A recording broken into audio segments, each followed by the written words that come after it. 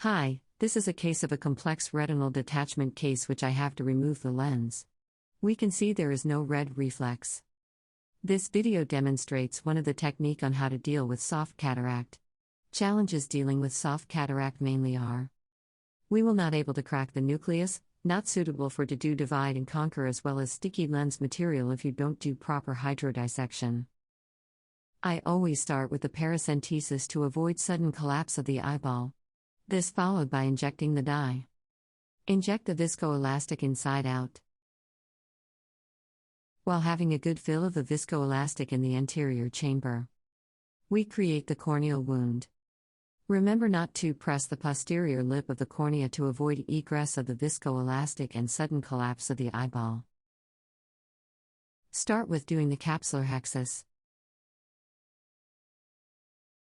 Avoid doing a small rhexis as it might cause difficulty if we need to prolapse out the nucleus.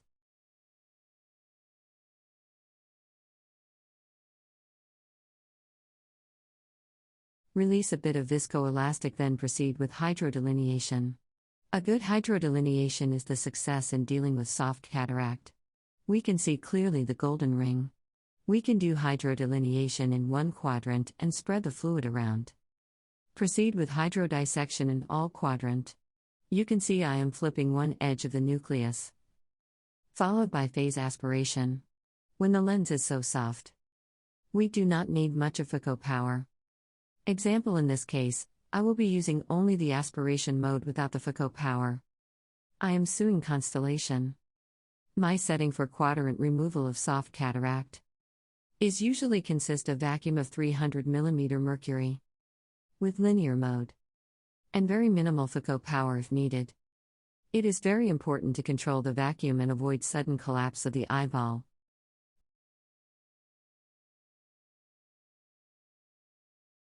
Once we grasp the epinucleus, we will wiggle the probe sideways gently to manually dislodge the epinucleus.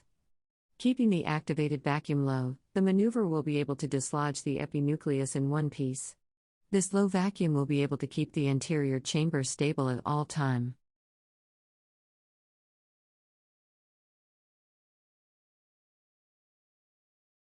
This is followed by irrigation and aspiration in the usual manner.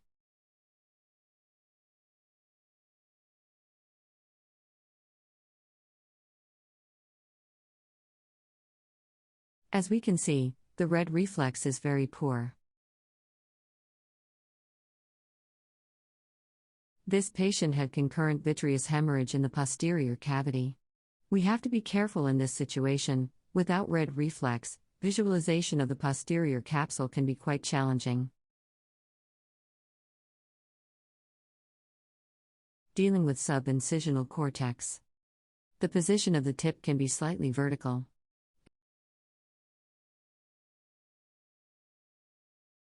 Occasionally, I might use a very low vacuum as low as 50 to 100 to safely maneuver the tip to catch the cortex without endangering the posterior capsule.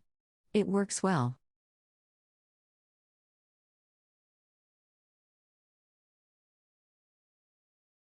The important steps is, try to engage the cortex using a low vacuum. Once engaged, we will bring up the tip of the probe facing up, while activating the low vacuum. Once in safe environment and away from the posterior capsule, then only we activate full vacuum for aspiration.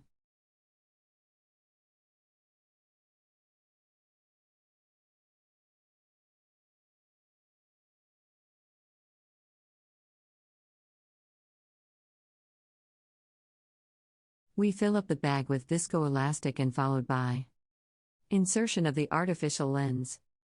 As this is a case of combined vitrectomy, so I will usually place my first infusion port before aspirating the viscoelastic as the eyeball tutor is still good. Of course, this is not part of the routine eye cataract surgery. Thank you.